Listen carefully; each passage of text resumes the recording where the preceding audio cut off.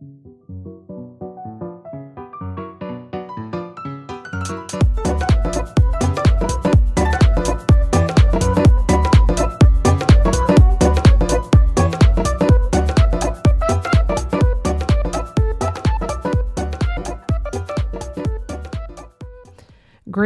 everyone. How's everyone doing? Hope everyone's having a good day, good life.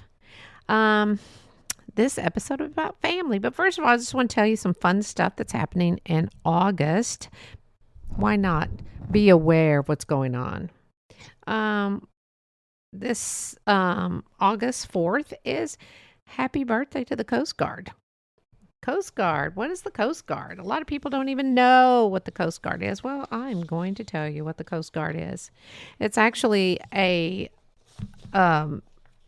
military branch that a lot of people don't know about. And I have a very good friend, and her son is in the Coast Guard. And just to let you know that the Coast Guard is very hard to get into.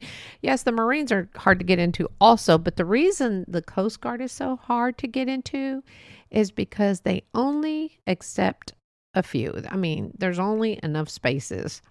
So for you to get in there, it's because that's where you're supposed to be.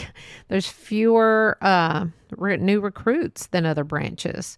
And the Coast Guard is actually it was put together in 1790.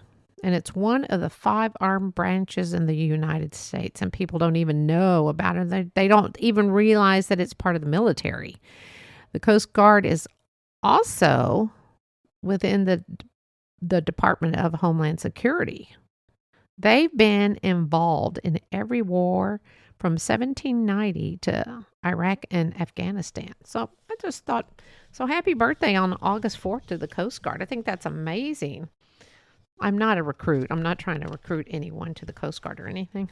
But anyway, one other thing, which I think is kind of fun because, Save Our Earth on August 21st is National Honeybee Day.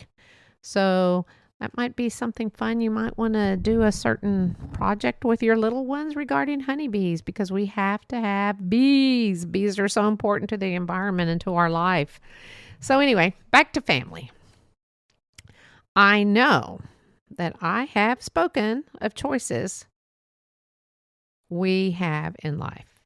And if there is another thing that we don't have a choice about is family. We just don't have choice about that.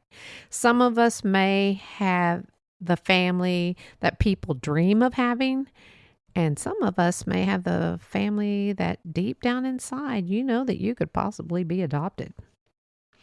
Your hair is blonde and everyone else has black hair, and your mom goes to tell you that your great aunt, who was part German, and she had blonde hair. Either mom knows her family history or gone through Ancestry.com, or your mom's been having some fun with someone other than your daddy. I'm just kidding. Moms, no emails. I'm kidding. If you listen to this podcast, I kid a lot. So family is a wonderful thing to have. Some of us are born in middle class, some poverty, some upper class, and some born into, we aren't really sure just yet what type of family we are in. But yet we stick together and back each other up no matter what. Now that is how my family is. Yes, we may have some disagreements over something silly and not talk for a few weeks, but guess what?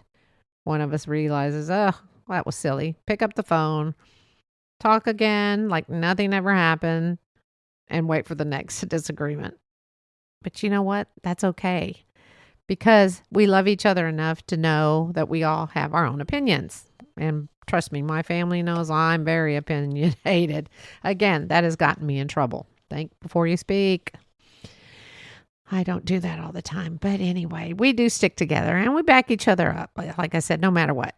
Now, I know that there are some families that would rather move across to the other side of the universe just to be far away from their family as possible. I just can't believe that some family members can go on for years at a time and not talk to their family, their moms, their dads, their siblings. They won't even make the effort to go and visit, send a card, send an email, at least not until they have to attend the family member's funeral. And the only reason they do come around because they feel obligated when they're dead and gone. Obligated? Really? Obligation should be when they are alive and kicking and doing well.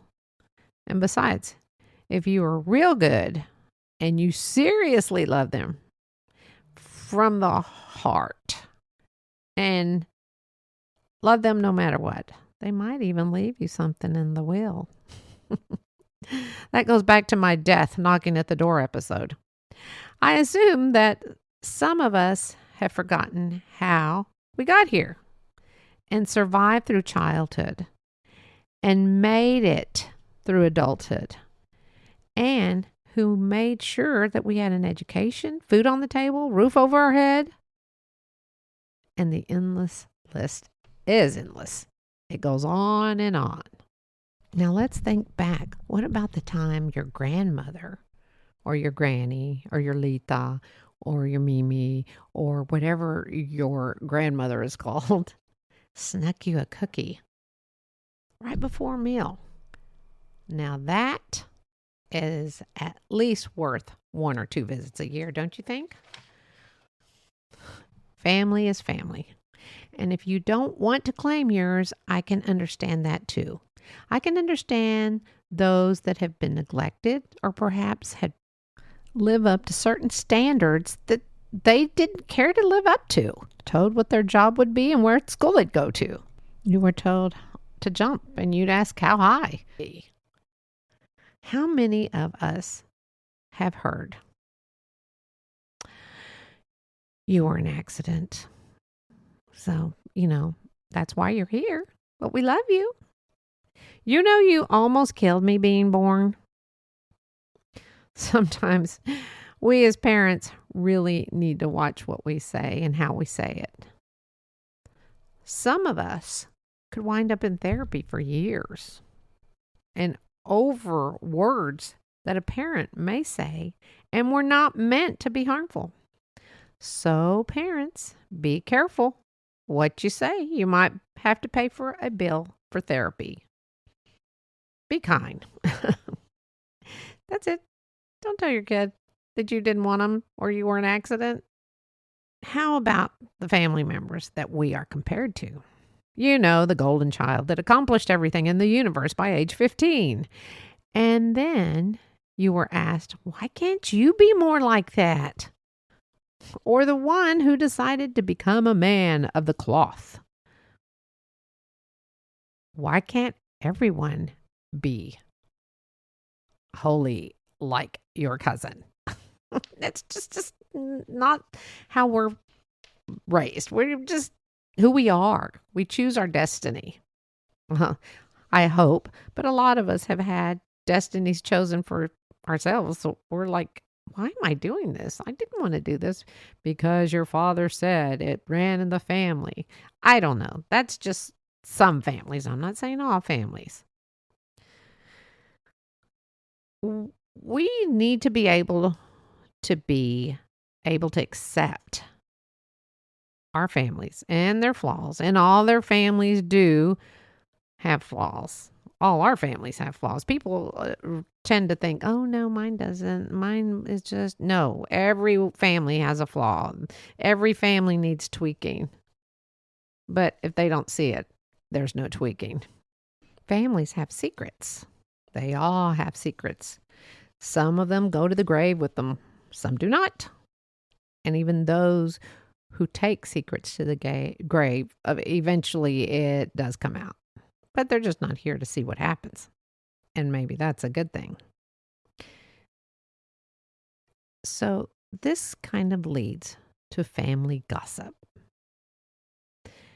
Family gossip is the best. Dun, dun, dun, dun. Family gossip. There are people in your family that just cannot wait to tell something they know. These are facts, not made up stories about Cousin Lulu and Uncle Frederick. Also, remember the names have been changed to protect the innocent. These are facts of when you were told these facts from the fact teller, which is the gossiper. They always start out with, now don't say anything to anyone. But, well, especially to immediate family, don't say anything. It's like, what a hoot. What is that? Don't say anything. Well, okay, what is it? The big buildup, right? And if you tell someone outside of the family that your nephew is a mama's boy and your Aunt Fiona was meeting Bill, the grocer, to buy more than groceries, she didn't even get a discount. Yes, this is what I would want my friends to know about my Aunt Fiona and Bill the grocer and about what she was doing other than buying groceries and didn't get a discount. Because my family is my family. No, this did not happen in my family. But there are members of your family that literally eat and breathe gossip. I mean facts, not gossip. Facts sprinkled with a few little lies here and there.